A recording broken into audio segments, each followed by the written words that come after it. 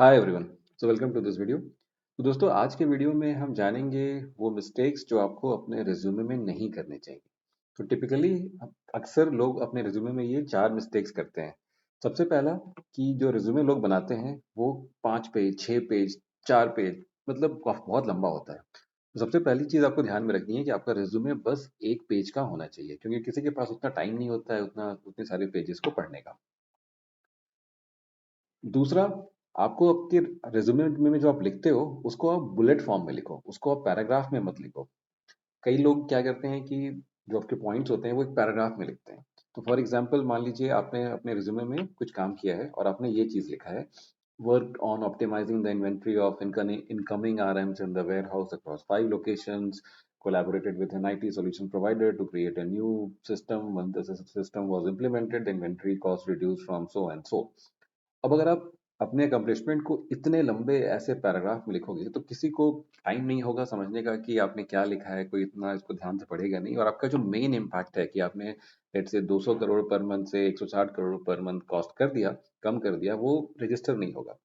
इसी पॉइंट को अगर आप ऐसे लिखो, बस सिंपली ऐसे: reduce the inventory holding cost by 20% bye implementing a new WMS। That's it. ये एकदम क्रिस्प लोगों को सीधे रजिस्टर कर जाएगा कि हाँ, आपने जो किया उसका इम्पैक्ट ये है। तीसरा पॉइंट, कि आप अपने रिज्यूमे में अपने अकम्प्लिशमेंट्स लिखो, जॉब रिस्पॉन्सिबिलिटीज ना लिखें। कई लोग क्या करते हैं कि आपके रोल में जो रिस्पॉन्सिबिलिटीज होती है पहले आप वो लिखते हो, और अकम्प्लिशमेंट्स को आप बहुत छोटे से, मतलब उस पर ज़्यादा ध्यान नहीं देते हैं। तो जॉब रिस्पॉन्सिबिलिटीज रिडंडेंट होती हैं इन द सेंस कि आपके टाइटल से जो रिज्यूमे आपका रिव्यू कर रहा है वो समझ जाएगा कि आपकी रिस्पॉन्सिबिलिटीज क्या है। वो क्या इंटरेस्टेड है देखने में कि आपने अपने जॉब में क्या वैल्यू ऐड किया, अपने काम से क्या इम्पैक्ट किया। वो रिज्यूमे रिव्यू करने वाले के लिए इंटरेस्टिंग होगा। तो आप अकम्प्लिशमेंट लिखो, जॉब रिस्पॉन्सिबिलिटीज ना लिखो। और लास्ट पॉइंट ये है कि आप अपने जो भी अकम्प्लिशमेंट लिखो उसमें उसको क्वांटिफाई करो। जहां तक हो सके नंबर से बताओ कि आपका इम्पैक्ट, आपने ये इम्पैक्ट किया जिससे ये इम्प्रूवमेंट यहाँ से यहाँ तक हुआ।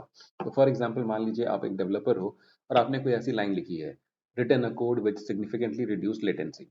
अब ये ठीक है, आपने सही में कुछ अच्छा सा कोड लिखा होगा जिसमें काफी इम्पैक्ट हुआ होगा, जिससे लेटेंसी कम हो गई होगी, बट ये उतना इम्पैक्टफुल नहीं लग रहा है। अब इसी अकम्प्लिशमेंट को अगर आप ऐसे लिखोगे: written a code which written a code which reduce latency from 0.1 millisecond to 0.05 millisecond, या reduce the latency by 50% from 0.1 millisecond to 0.05 millisecond by pushing a new code। अब अगर आप ऐसे लिखोगे तो यहाँ पर आपने चूंकि ये नंबर डाल दिया है और नंबर्स से आप अपने इम्पैक्ट को बता रहे हो, तो ये बहुत इम्पैक्टफुल हो गया। अब जो पढ़ने वाला है उसको कॉन्फिडेंस आएगा कि आपने जो सही में किया है, जो कोड लिखा था उसका सही में ये इम्पैक्ट हुआ होगा। इस ये भी दिखा रहा है कि आप बहुत ऑब्जेक्टिव हो, मेट्रिक्स ड्रिवन हो, आप अपने अकम्प्लिशमेंट को मेजर करते हो। तो ये बहुत सारी चीजें रिफ्लेक्ट हो रही हैं। तो इस तरीके से लिखने में वो जो ट्रस्ट है वो ज्यादा बिल्ड हो रहा है। तो ये चार चीजें हैं जो आप ध्यान में रखो। तो आइए अब हम देखते हैं एक रिज्यूमे में जो कि नॉन ऑप्टिमाइज्ड है, जहां पर ये सारी गलतियां की हुई हैं, और फिर हम देखेंगे कि हमने इस रिज्यूमे को इन लर्निंग से कैसे इंप्रूव किया।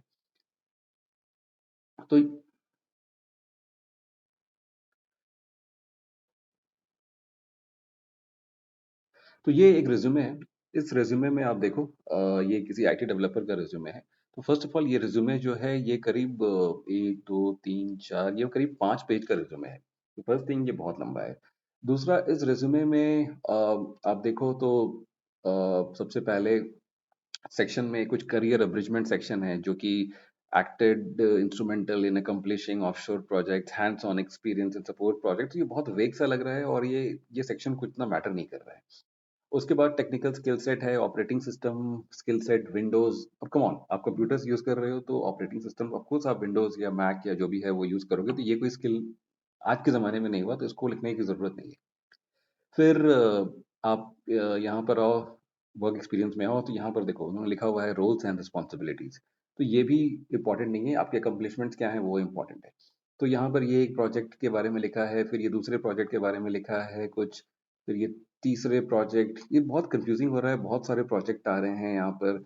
तो और इम्पैक्ट भी, मतलब implemented user exits for purchase requisition. अब इससे क्या हुआ, ये बस इम्प्लीमेंट करने से हुआ क्या, इम्पैक्ट क्या आया, वो इम्पैक्ट रिफ्लेक्ट नहीं हो रहा है। तो ये रिज्यूमे जो है ये थोड़े नॉन ऑप्टिमाइज रिज्यूमे है, इसमें काफी कुछ इंप्रूवमेंट की गुंजाइश है।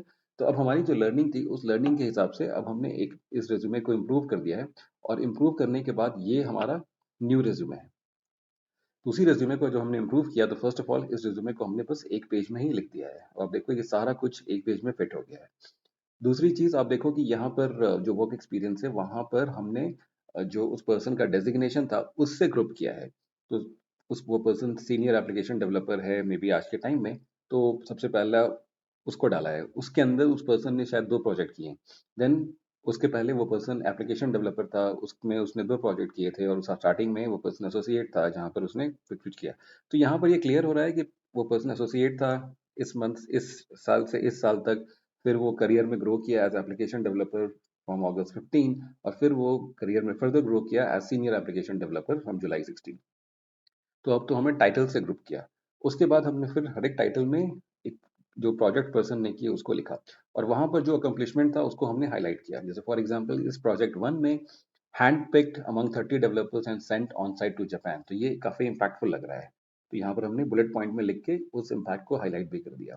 सिमिलरली यहाँ पर एक और पॉइंट लिखा, achieve 100% compliance in resolving the incident, तो यहाँ पर भी वो इम्पैक्ट को हम नंबर्स के थ्रू बता रहे हैं। तो ओवरऑल ये रिज्यूमे काफी इंपैक्टफुल लग रहा है, काफी इजी टू रीड है, और इसमें इम्पैक्ट काफी क्लियर हो रहा है, काफी स्ट्रक्चर्ड लग रहा है। तो इस रिज्यूमे को, ये रिज्यूमे अगर किसी के पास जाएगा तो ऑफ कोर्स इस रिज्यूमे का इम्पैक्ट ज्यादा होगा। तो आई होप आज के वीडियो में आपको ये क्लियर हुआ होगा कि रिज्यूमे में क्या बेसिक मिस्टेक्स अवॉइड करनी चाहिए।